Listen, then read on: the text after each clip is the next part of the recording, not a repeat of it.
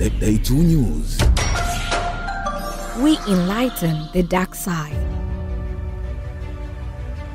Hii ni Day 2 News. Hujambo na karibu tuzichambue siasa za Tanzania. Naitwa Kelvin Rafael Zungu, niko na Charles William, nyuma ya kamera ni Amos Multimedia. Vurugu za siasa katika majimbo mbalimbali hapa nchini Tanzania zinazidi kutaradad. Watu wanachukua fomu, watu wanatengeneza mazingira. Yote haya ni kuhakikisha wanatimiza ndoto zao za kuwa wabunge katika sehemu tofauti tofauti za Tanzania. Moja kati ya wanasiasa ambao wanatajwa huenda wakagombea ubunge ni Ole Sabaya katika jimbo la Arumeru Magharibi. Nafasi yake ipoje? Kwa nini wakati huu? Historia inasemaje? Charles William, mtaalamu wa masuala ya kisiasa, yupo hapa. Inasemekana Sabaya analitaka jimbo la Arumeru Magharibi. Wewe unaonaje bwana Charles? Tuanzie hapo kwanza. Kwanza Sabaya ni kada wa Chama cha Mapinduzi, na kwa sababu Lengai Ole Sabaya sio tu kada wa Chama cha Mapinduzi, lakini amekuwa kiongozi wa Chama cha Mapinduzi kwa kipindi kirefu kidogo ndani ya mkoa wa Arusha. Kama unakumbuka, alikuwa diwani wa kata ya Sambasha. Amekuwa mwenye kiti wa UVCCM baada ya lile sekeseke la mwenyekiti aliyokuepo kuondoka. Sabaya alikuwa mwenyekiti pale kwa kipindi cha miaka kadhaa. Sasa ukiangalia uzoefu wake, utarajii kwamba kwenye uchaguzi huu ambao tayari CCM kimesema tunakaribisha wanachama wetu wote, au utarajii mwanasiasa kijana kama Sabaya akawa yeye hana chochote anachotaka kufanya kwenye uchaguzi huu. Kwa hiyo ni jambo tuseme lilokuwa linatarajiwa pengine labda kujitokeza kwenye uchaguzi huu, na kutumia fursa hiyo ya chama ambacho kimetangaza nafasi kuwa wazi za wagombea katika nafasi mbalimbali na kugombea ubunge. Sabaya nadhani ilikuwa ni jambo la kipindi kirefu. Hata kipindi cha nyuma watu wengi walidhani labda angejiuzuru ukuu wa wilaya mwaka 2020 na kwenda kugombea ubunge, wakati ni mbunge wa jimbo la, wakati ni mkuu wa wilaya wa jimbo la Hai, wa wilaya Hai, wakati ni mkuu wa wilaya ya Hai pale.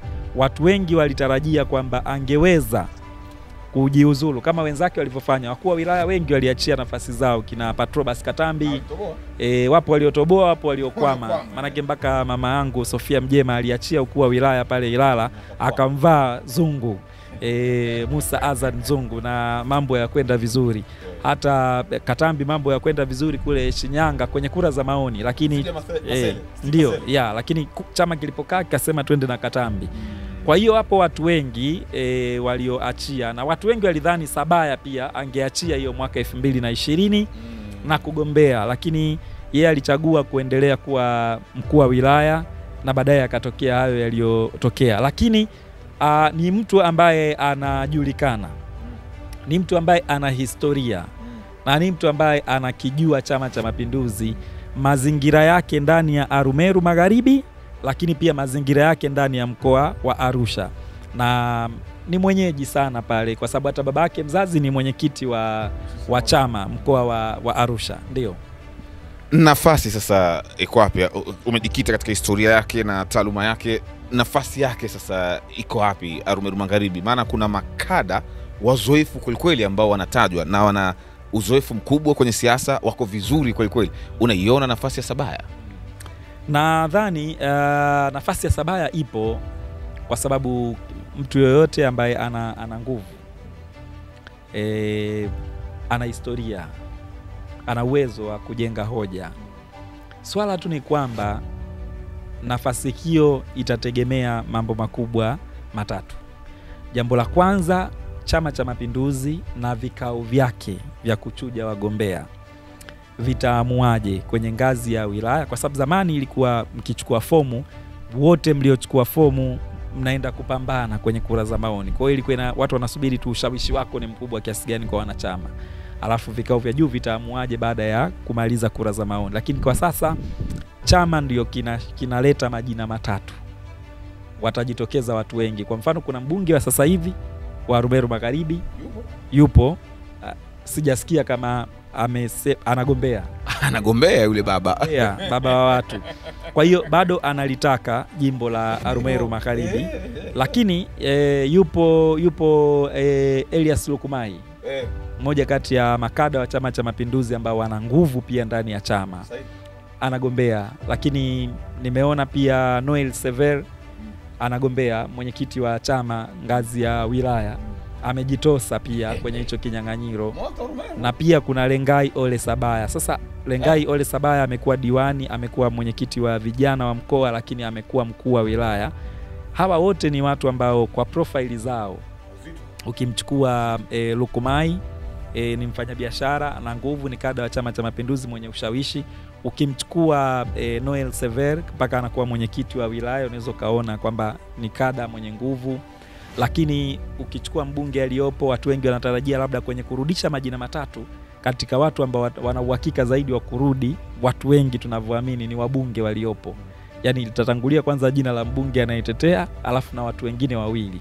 Sasa itategemea Chama cha Mapinduzi na vikao vyake, ngazi ya wilaya kamati ya siasa watapendekeza nini, ngazi ya mkoa kamati ya siasa watapendekeza nini, secretariat ya halmashauri kuu ya CCM itapendekeza mambo gani baada ya kupitia taarifa za wilaya na mikoa, na kamati kuu ya Chama cha Mapinduzi itaamuaje kurudisha majina matatu. Hilo la kwanza, vikao ni jambo la kwanza linalotazamwa, vikao vya chama vitaamuaje. La pili ni je, kama jina limerejea atakuwa anapambana na kina nani, na hao wanaopambana nao watakuwa wana advantage na disadvantage zipi. Hilo ni jambo la pili la kuangalia, watakuwa kina nani kama jina litarejea. Cha tatu ni ushawishi wake kwa wanachama wa chini ambao wengi wao ndo hao wapiga kura. Manake sasa hivi wapiga kura ni maelfu, sio tena zamani ilikuwa watu 600, 1000, wamezidi sana wanapiga kura wanamaliza shughuli. Sasa hivi ni maelfu ya wanachama ambao ni wajumbe, mabalozi hawa, tunazungumza mabalozi wa kila kijiji, kila kitongoji na kadhalika. Wanakusanywa viongozi wa kata, wanakuja viongozi wa wilaya, baadaye unapata maelfu ya wajumbe. Ushawishi wake utakuwaje? Kwa ni jambo la kutazama na kuona jinsi ambavyo mchezo utaenda, lakini kwamba Sabaya ni mtu mwenye nafasi au ni mtu asiyekuwa na nafasi, ana uwezo au hana nafasi, anayo kwa kuangalia rekodi zake za nyuma. Amekuwa diwani, amekuwa mwenyekiti wa vijana wa mkoa, amekuwa mkuu wa wilaya na ana uzoefu wa kiuongozi. Sio mtu mgeni, sio mtu mpya, sio mtu labda unaweza kusema anajaribisha. Lakini cha pili, mazingira yenyewe ya kisiasa atakuwa amekaaje kwenye eneo hilo, ni nafasi nyingine tena inaweza ikaonekana au ikapotea katika mazingira hayo. Kwa niseme ni jambo la kusubiri na kuona ni nini ambacho kitajiri, hasa siku ambayo Chama cha Mapinduzi kamati kuu ya CCM taifa itarudisha majina matatu. La mwisho hili kabla jiondoka, ikitokea Sabaya akashinda, hatima yake ya siasa itakuwaje? Lakini pia ikitokea Sabaya akakosa ile nafasi, hatima yake ya kisiasa itakuwaje? Sasa ikitokea akashinda, manake ataenda kwa wakilisha wananchi. Manake watu wengi wanapenda sana kubashiri, na sijui kwa nini. Mtu anaenda kugombea ubunge jimbo lake huko la Kierwa, mtu anaanza kusema akishinda itakuwaje? Na je, akishinda yani mtu anaamini akishinda labda kuna jambo lingine tofauti na ubunge. Akishinda atakuwa mbunge. Mambo mengine hayo ya nafasi gani anaweza kupata baada ya kushinda ni majaliwa ya Mwenyezi Mungu, ni mapenzi pia ya rais ambaye ndo mamlaka iliyopo. Kwa uwezi ukaanza kujadili sasa hivi baada ya kushinda hatima yake ni ipi, ni mapema sana kiukweli. Sasa hivi kimsingi watu wanaangalia jina litarudi kwenye yale matatu, na jina likirudi atatoboa pale kwenye mkutano mkuu maalum.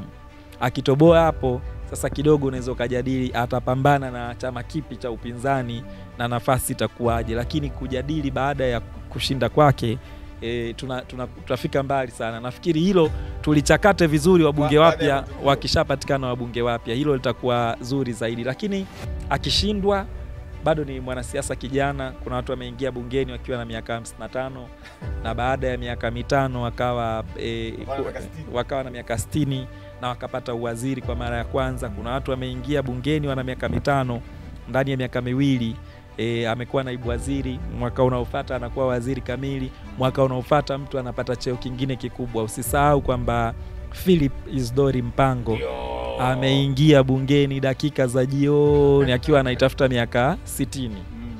Na kuingia kwake bungeni ameenda hapo kwa waziri wa fedha, na baada ya miaka 5 amekuwa makamu wa rais. Na kuna wanasiasa wamekaa bungeni miaka 20, 15, 25 hawajawahi kupata fursa hiyo hata ya uwaziri au nini. Kwa hiyo ni masuala ambayo ni majaliwa.